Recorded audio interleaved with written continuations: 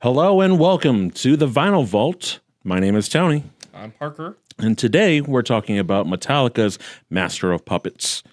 We each took some time to listen to the album, and I'd like to start with Parker. What did you think of Metallica's Master of Puppets? Yeah, this is so kind of like when we listened to Wham or maybe Steely Dan. You had mentioned that wasn't your niche preferred music genre. This was kind of the equivalent for me. I like rock. I like 80s rock. I'm not the biggest like hard rock or heavy metal or at least when you Google Metallica, it comes up as thrash metal. That being said, there were some songs I did enjoy on this album. Some of the notes I took, the ones that I liked was The Thing That Should Not Be. It's track 3, and track 4, Welcome Home, Sanitarium. I feel like that one's my favorite one on this album, simply because there's actual singing versus, and I'm not saying that as a fact, it's just when I listen to it, there's an actual melody that ebbs and flows versus just, obviously expressing some emotion in the other songs, but more of a aggressive manner. And then the other one I liked was kind of ironic. It's Orion, and it's the instrumental album on the other side of I think it's on side B.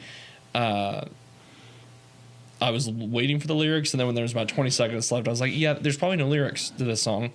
But it kind of took me back to like that stereotypical 80s rock, because it kind of started off metal, then it kind of went, it backed off on the heaviness of the metal, and then it really kicked in an overdrive. But it's definitely, when I listened to it the first time, the first track, Battery, there's this acoustic almost quartet that welcomes you into this fray, and I was like, okay, well, let's see where this goes. And then it just kicks into like 160 beats per minute. Kind of gave me almost like an audio whiplash, but I'm not able to really hear the lyrics as clear as some other listeners may. Some songs I actually had to watch the lyrics as they were singing them, so I understood what they were saying. I don't know what Metallica was going through at the time this album came out, but it's fairly apparent that they were going through something. I don't know. And you this is definitely more of your backyard. So you have more of a base knowledge of the band and maybe significant events with them and the album itself. So I'm assuming you have more answers. Yeah. So this is their third album. And this is them in their early 20s, away from their parents. They are making really, really hard music because they absolutely hated the 80s music that was out there, where rock music was turning into the glam rock, the Motley Crue, and girls, and they were even starting to dress in that kind of feminine manner. And these guys were just a bunch of people who were just like, that's not us. We don't do that. We don't, and the subject matters. We don't talk about that kind of stuff because we're not cool enough, to be around that kind of stuff. What they do know is just, making music about how, it's anger, it's frustration, and then it's also things that they're into, like Dungeons and Dragons and stuff. Like, to me, Metallica is like video game boss fights, like music. It's supposed to make you feel like the aggression, the anticipation, and the epicness of what's going on. And I think that's why the songs are very, very long, and there's like sections to it. It's the closest thing to like classical music if you really break it down, but in a very, very different manner. I was gonna say, I think the shortest song on the album is about 5.5 minutes. Based on, I think it's only 8 songs on the album in general, maybe 8 or 9. I could be wrong. Yeah. So you were asking about the lyrics and subject matters and things like that. Like Battery. Battery is the road in California where a lot of concerts and stuff would happen, and they were singing about Battery Road and how that's where they would be free. That's where they could do their concerts. That's where they could see concerts and hear their type of music was on that street. Master of Puppets. Metallica's been known to. Yeah, I want to ask you a question about that one. Yeah, go ahead. Obviously, many people have seen Stranger Things, and for some people that might have been their first introduction to Metallica, and it's obviously it revived that song for some time because of the scene. I've never seen. I think Eddie is the character named Eddie. He plays it or something.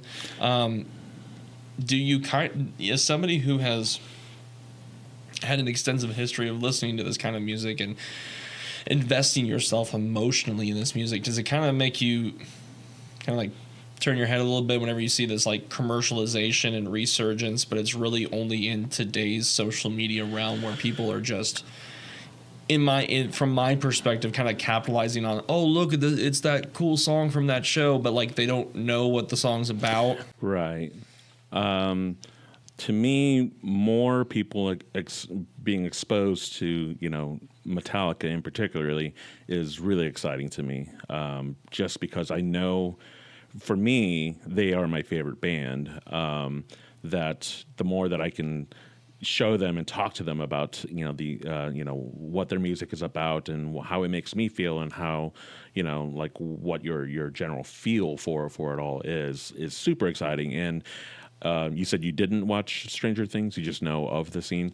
One of the more fun parts of it is that Eddie is the one metalhead in the whole show, and they need music to try to do an in particular magical thing. And power of friendship. Yeah, and they're trying to find music that the person needs, and they're going through Eddie's records, and they keep pulling out metal records, and they're like, "What is this?" And he's like, "It's music," So, and that's exactly how it feels for a Metallica fan. It's like that is ours. That is our music. That is Eddie's music, and. Yeah, it's definitely there are definitely songs on this album that if I was working out or if I was doing any physical activity where I would need kind of a kick in the rear to reach a new level, those songs would definitely qualify. I me enough. I listen to Sanitarium. Mm-hmm. Love that song. That's my favorite song on the album, like I mentioned before. Mm-hmm. That one, and obviously Enter Sandman is my favorite, or are my favorite Metallica songs. And it's no slight to the band or the creative direction that they go in. It's just I can deal with the heaviness of it, but I need a roadmap. I need structure. I need melodic. That's gonna sound dumb. I need a melody. I need chords and harmonies, mm-hmm. and Sanitarium does that more than I would argue the rest of the songs, just because it's just such an aggressive, kick snare just over and over, and that's fine. I mean, like I said, I didn't struggle to listen to this. Mm-hmm. It's just whenever you're introducing yourself to new concepts, you find yourself, and maybe I need to listen to it again, because I know the first time I was listening to it, I was like, okay, I get it, they're mad. And then I was trying to figure out what they were mad about, and then, just sometimes it just doesn't click with me. But, I mean, if you like heavy metal, and you like the, some of the bands today, I'm struggling to think of some. Metallica's not a far reach if you like heavier metal, but sure. if you are a casual fan like I am, I'll admit that. I do try to stick to the ones that are more commercially successful, that have reached into pop culture. Mariano Rivera, Hall of Fame closer for the Yankees. Mm-hmm. Every time he entered the field in the 9th or 8th, they always played Enter Sandman. Yeah. So so Metallica has, I would say, probably done a better job than most crossing over, because typically you look at that music and you're like, I don't want anything of that near my show or movie, but it's done a successful job crossing over to things that you wouldn't necessarily think of. Yeah, Metallica has a very interesting journey in which, at this point, at Master of Puppets, they were completely underground. They got no radio airplay. They didn't do music videos and things like that, and yet in the billboards they were topping the charts. Not completely up to number one by any means, but they were up there without any help whatsoever. And is that their genre chart, or is that just overall? Overall, like they were just this underground, like just nobody.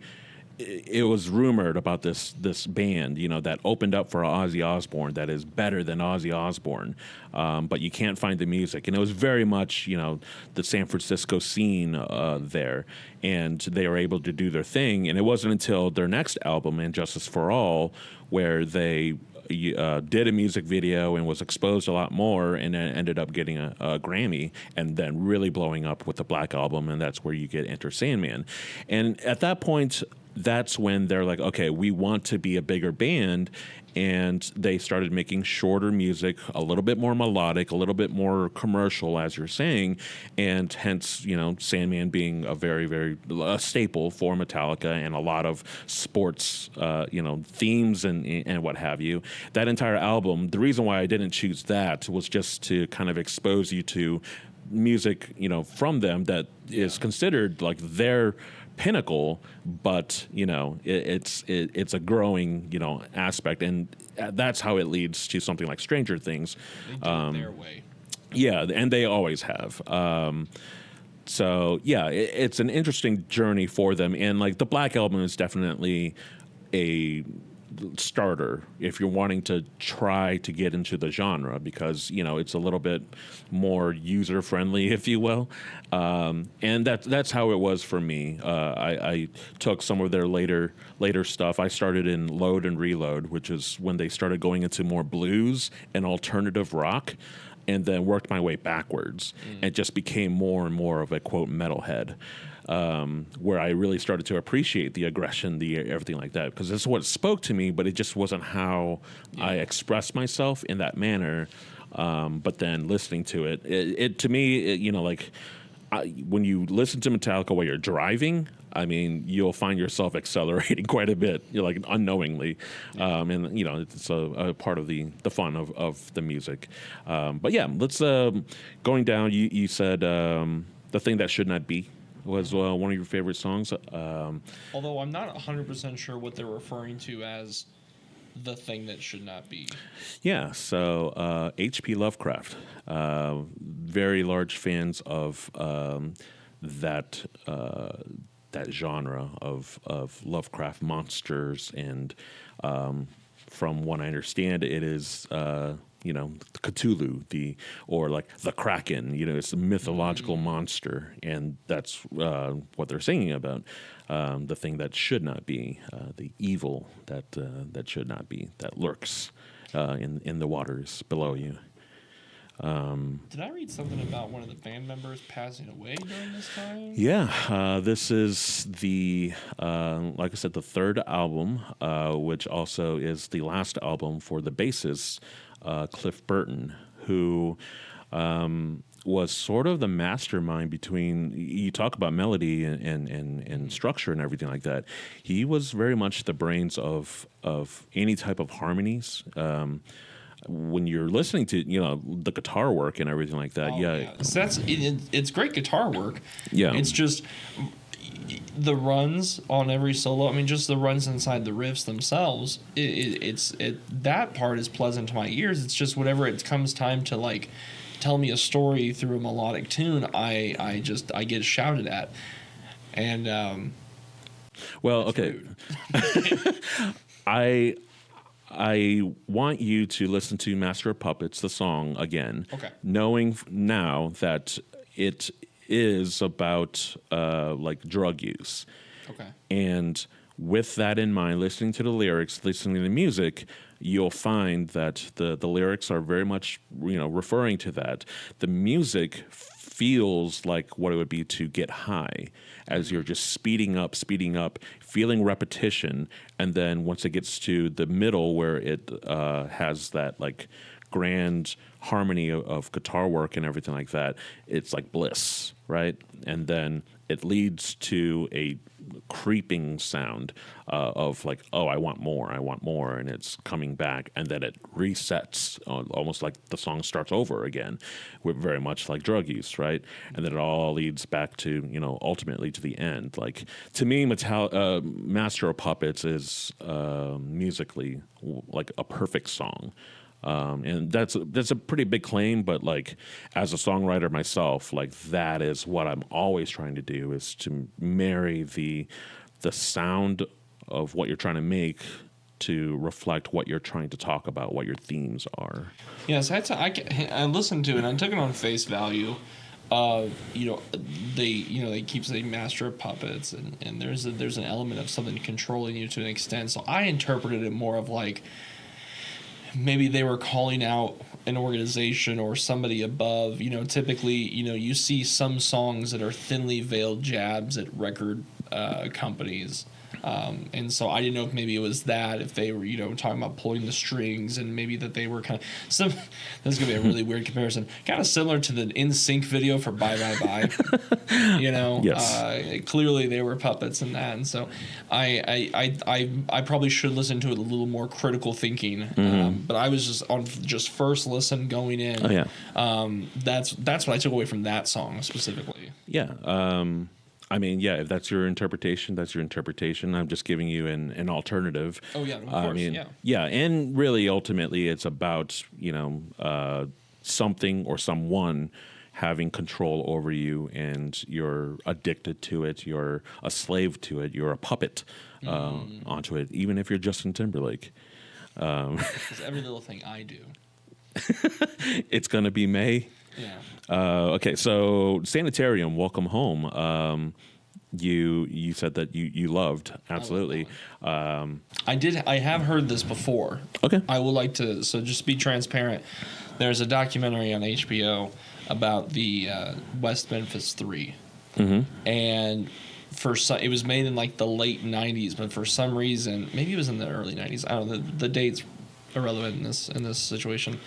But it's like the entire documentary soundtrack was Metallica. I think they actually have a credit for it, and through the entire credits, I mean, it's a very dark and gritty documentary. It is not for anybody under the age of 18. I think just viewing wise. I mean, but it was also HBO. But Sanitarium is the song that plays at the beginning of basically every episode. I think there's 3 episodes. So I'd heard about it before. But it's still a great listen. Yeah, absolutely. It is definitely the more catchier and yeah, like more melodic, at least in terms of James Hetfield, the singer's choices and melody of trying to find something a little bit easier to consume. From, as I recall, I mean, it's based off of One Flew Over the Cuckoo's Nest. Really? Yeah. I mean, a sanitarium, in a same asylum. It did have a bit of a, losing the grip on reality kind of vibe to it. Yeah, I've also never seen One Flew Over the Cuckoo's Nest. I'm aware of the movie and its existence. Ultimately, it's about being in a place that everyone assumes, or being in a mental ward, and knowing that everyone else around you is sick, is troubled, even dangerous, and you yourself shouldn't be there, but you're stuck there because everyone believes that you're one of them. What is it they say that if the old saying goes, like, if I call you insane and you say that you're not, well, that's just part of your insanity. Yeah. Yeah, absolutely. Yeah, it's a great one. What is this guy talking about? Who's insane? All right. So moving on to the other songs, Disposable Heroes. That is a lot of Metallica is also given, or I don't know, listened to a lot of military people.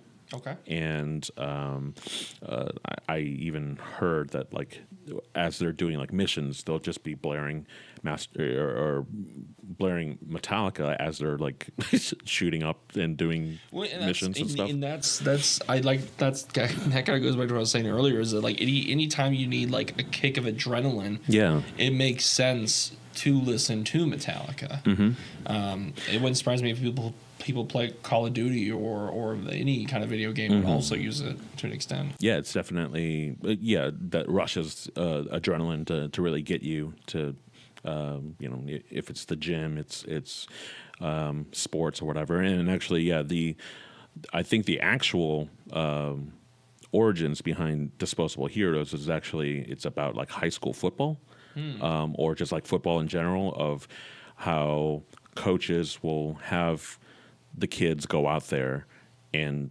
hurt their bodies, get concussions, and continually just like, you're fine, rub some dirt on it, get back out there, get back to the front. It says to continually keep destroying your body, and then whenever you're done, they're done with you, and they've got a new batch. Do you think?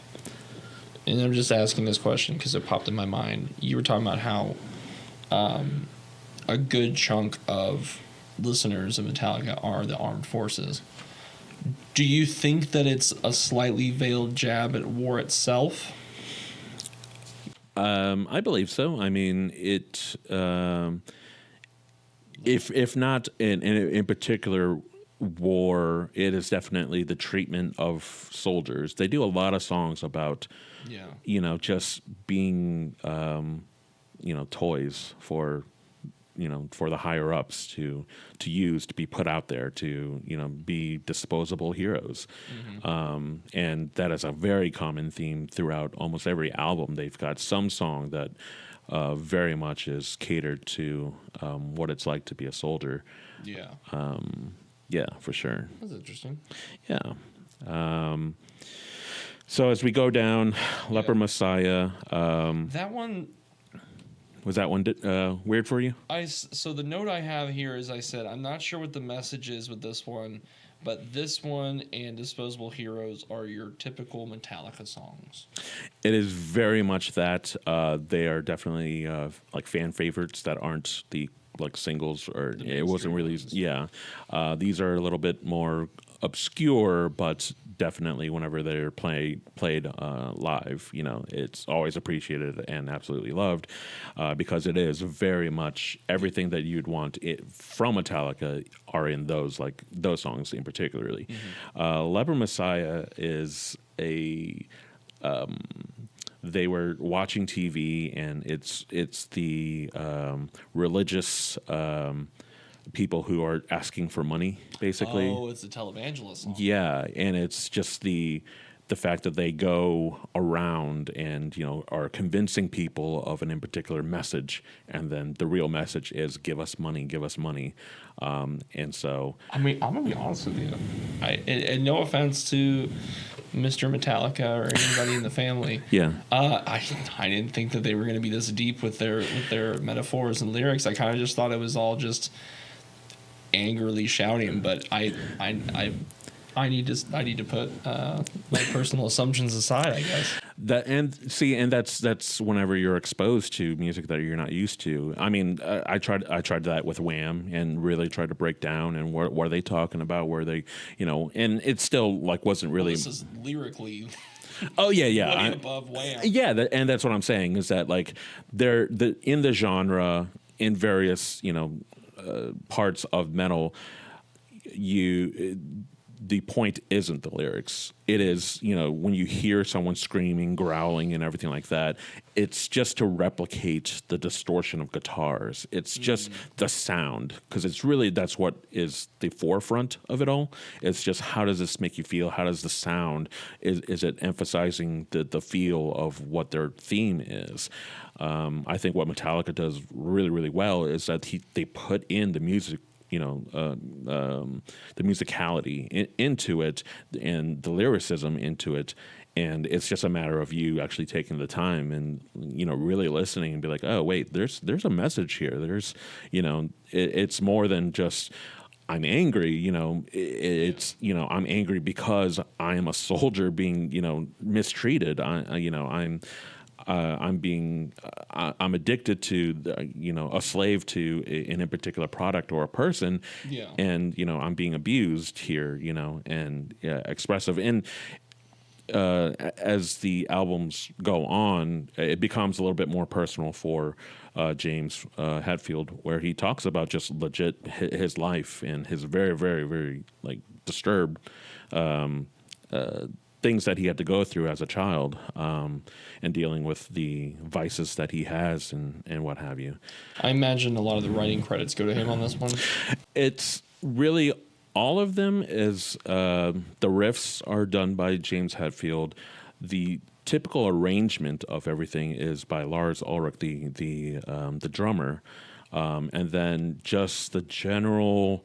And again, for the first 3 albums, Cliff Burton was sort of the spearhead of how do I make this musically make sense, because he was the only one that was actually musically trained. Everyone else picked it up, learned by ear, and so on and so forth. He actually was trained and would show like, okay, I need this song, this riff to lead to this. How do I make it, make sense? Because it's in a different key. Yeah. Cliff was the person who was like, all right, this is how we do it, and that's where Orion comes in. Okay. Orion is very much a Cliff Burton, like he wrote everything. And you can hear the structure of how the music goes. It starts off with almost like a very typical 80s like a groove, right? It's not headbanging; it's just a groove, and then it leads to headbanging. So it's sort of like going through a flow and going through movements, and you hear each member doing a solo, showing off their capabilities on their instruments, including Cliff, who will do a bass solo in it, which one of my favorite bass solos, and not one you typically hear because Cliff's sounds like a normal guitar. He plays it, fast and everything. It's not what you typically hear from a bass solo. He's able to make the sounds and the screams and very much up to a Eddie Van Halen style. Like, wait, he did that on a bass? That's a bass that I'm hearing right now. That's what's really, really like makes him stand out and legendary for the Metallica fans. And the unfortunate thing is that, and we didn't discuss this, of what exactly happened was that during the Master of Puppets tour, they were driving in. It's either Sweden or Denmark, and hit on their tour bus, hit some ice, and the bus flipped over and it crushed Cliff Burton. He got thrown out and then was crushed by the bus. He was only, in his early 20s. That's tragic. I can't. It does. It's almost like a thought exercise. What would that album sound like if halfway through this happened? Because they already have these songs about addiction, mental struggles, things like that, and then you add this obviously traumatic event. It's almost an interesting idea to think about what would it sound like. And obviously it's a tragedy, all accounts, because then you could use that same thought exercise. What would the future album sound like? Yeah, for sure. And that's definitely the question. The closest answer would be the next album, which, crazily, 6 weeks after his death, Metallica was back on the road with a new bassist. And they started their next album, And Justice for All, which is... again, was the one that got them the Grammy, but it was the last ideas that were thrown out there by Cliff. They do another instrumental just for him, a dedication to him. But that's where the question is: would the Black Album, the very commercialized album, exist? Because Cliff was very much a I want musicality, I want complications, I want just more to my music. And you don't want to play music just to play it. Yeah, we're not here to get popular. We're here to put out what we're feeling and what we're putting out there. And that's the big question of whether or not Metallica would still be around if Cliff was still there, because I don't know if their sound would have evolved. I think it very much would have stuck with the very, very metal genre, opposed to kind of switching towards more of a hard rock. I was gonna say, I noticed that today's like rock music is almost blended now, because it's almost, I was talking to you about this how many months ago. I discovered a band that was doing hardcore like punk rock, but also infusing saxophone solos into it. Yeah. And so it's almost like, if you did just the heavy metal, you're almost kind of on borrowed time until the music industry just moves on to a new genre. So it's an interesting exercise to think about. What would Metallica look like in 2000 if they didn't evolve? I mean, yeah, and I mean, there's plenty of bands that were in the thrash genre that are still very much heavily into that. And I mean, they're big and they're popular, and you might know their names, but Metallica. Metallica is huge because they decided to change it up. And granted, later they would change it up too much, and there's a lot of albums that are considered like absolutely terrible because they were going through stuff or just trying to experiment. And that's their journey, but for listeners, especially who are like hardcore, like the very first 3 album people, Metallica gets hate quite a bit because they changed so much. I mean, it was a big deal whenever they cut their hair, like that was a thing.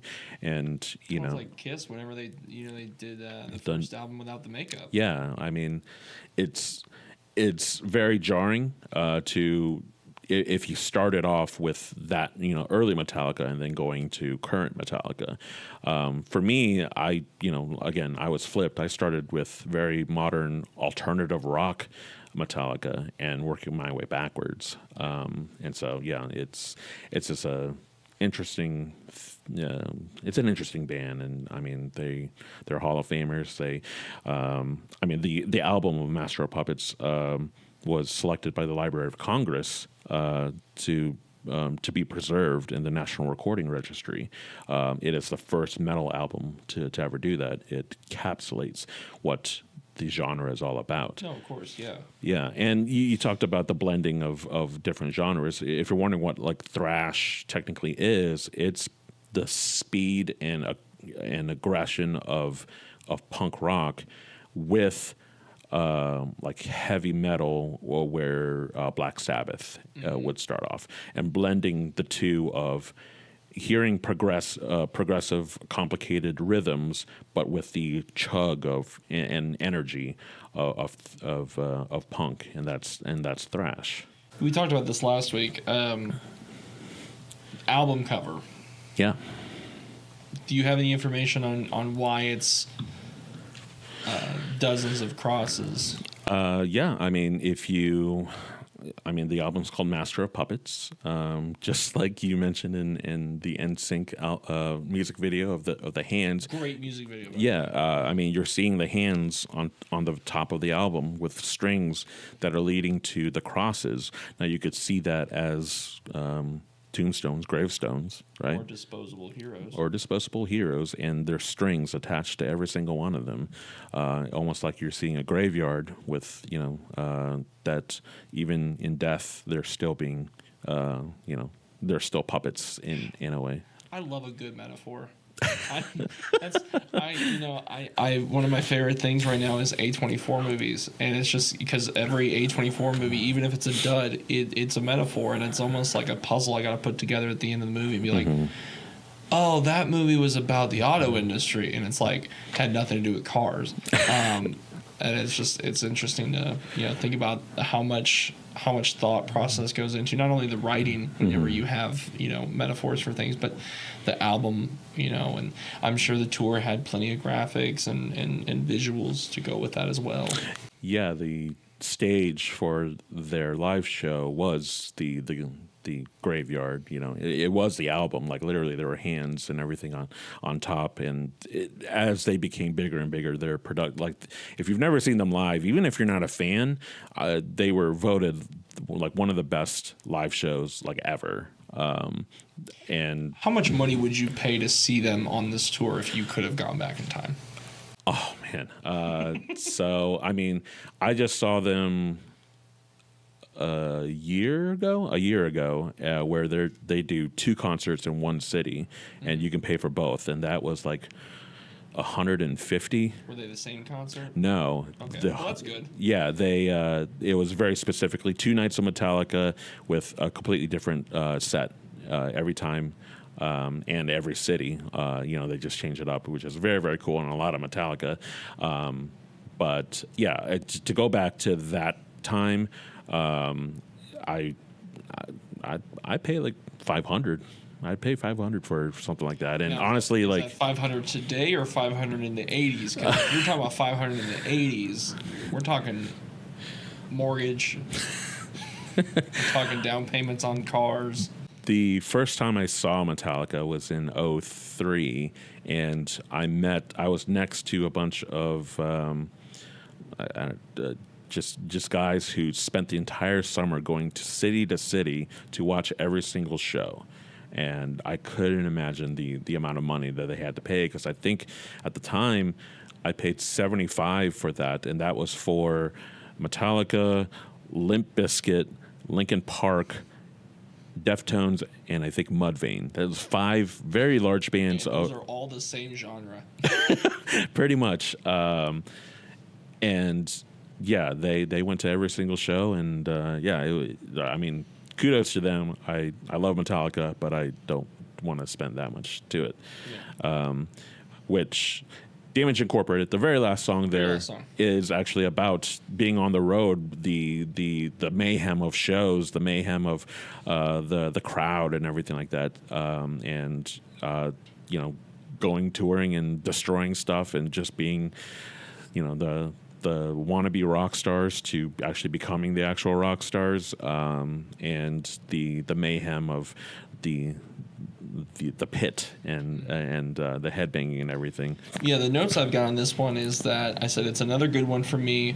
I said I like the interlude at the beginning, and I like that it starts and ends with almost the same energy. It's not like they started off strong and then did the album fade out to the end. Like they made it known that this was going to be from Battery to Damage Incorporated. Mm-hmm. You're getting nothing but heavy metal, even if it's a little commercialized in the middle. But you're getting, it's not like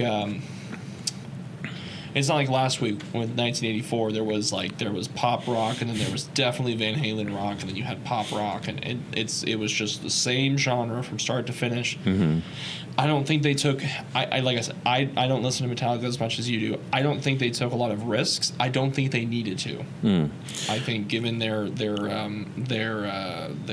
fan base and the sound that they were wanting, they were in their bag. Yeah.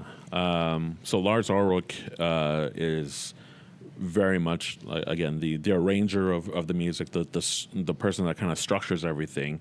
He is also really into creating set lists and things like that, and the songs were there in a very in particular reason. And as you go through each of Metallica's albums, it's structured in that same way, where number 1 is a fast, usually starts off with something easing you into it, and then exploding onto you, and then the very last song again is something that just hits you really, really hard. They even go as far as when they start doing the commercial type stuff, even they're like, they know, start off really, really hot with number 1, do something a little bit like heavier with 2 or 3, do any type of ballads. Like at 7, 5 should be the main single. It's so meticulously structured. And again, if you're just at face value of stuff, not really taking it all in, it just seems like, oh yeah, they're just placed in there. No, like there's so much thought that gets put into it, and is why I appreciate them as not just the musicians, but like the businessmen that they are, of like just knowing how to put their product out there for people to consume. Just hypothetical, ask me out of curiosity. You know, the Mount Rushmore of music only has 4 spots. Mm-hmm. The Mount Rushmore of rock only has 4 spots, but the Mount Rushmore of heavy metal, I think, obviously would have Metallica on it. But that's as far as I will go. Sure. I like Metallica.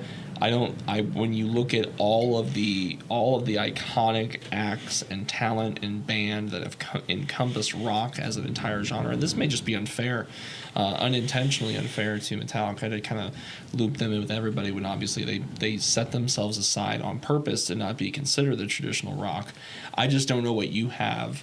I don't know where you rank them in terms of this genre. I mean, for their music and for rock music, I mean, I think Metallica's undeniable. If on Mount Rushmore, they're in that top slot. They are so influential. They're still around today. Like I said, I saw them last year, and the speed of the songs and everything like that, they're still doing that. And they're in their 60s, 50s and 60s. And the amount of influence that modern rock music, today, it's undeniable that everyone's taking a little bit. They're learning a little something from Metallica, and again, they try to be different. They try to trailblaze. I mean, I think currently they might be the only band to have played every single continent, including Antarctica. I think I remember that story from several years ago, because it was I don't know if it was a Guinness World Record or if it became a record after, but I remember seeing that in the news. I mean, the Penguins probably had a really good seat. Yeah. You could see the concert on YouTube where they're like in a glass enclosure, and they're playing their music in like headphones, and everyone in the audience is also like listening in headphones, because they can't have the music blasting out because it'll mess with the habitat. But you can see like penguins and stuff like running around.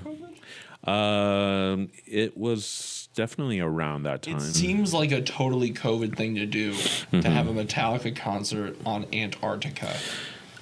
They, like I said, trendsetters. They do all sorts of stuff. True. Yeah, it wouldn't surprise me if once space travel is a thing and they're still doing their stuff, they will be the first band out there. I guarantee it.